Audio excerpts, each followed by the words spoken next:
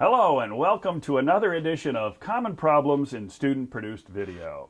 One of the common problems in video recording with guests is when you put them in a chair where they can move quite a bit. It can be irritating for the viewer. Especially rocking can be a little irritating.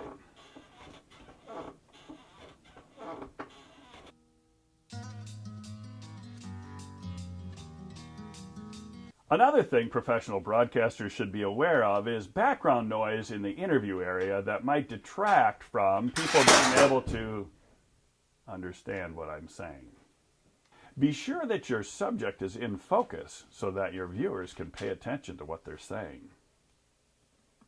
When shooting video of an important place or an important view, you may want to pan across it, but don't go too fast.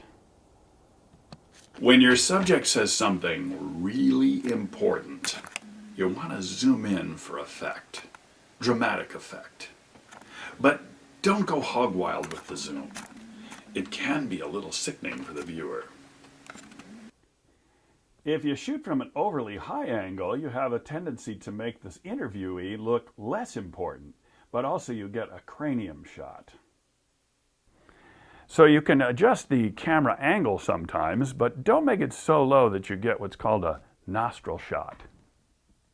You should use the level control on the camera tripod to make sure that the horizon is level in the background. Otherwise, this Dutch tilt situation is a little uneasy for the viewer.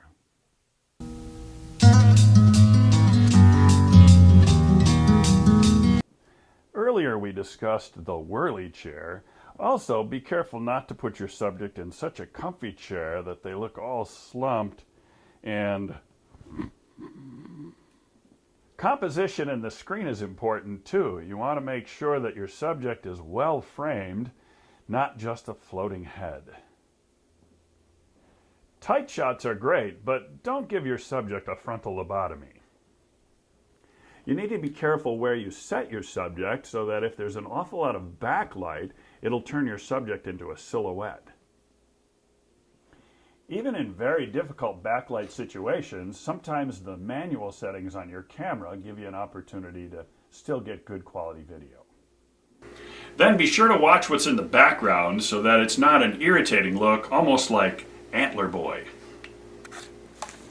Try to place your microphone so they're unobtrusive and don't detract from what the interviewer is saying.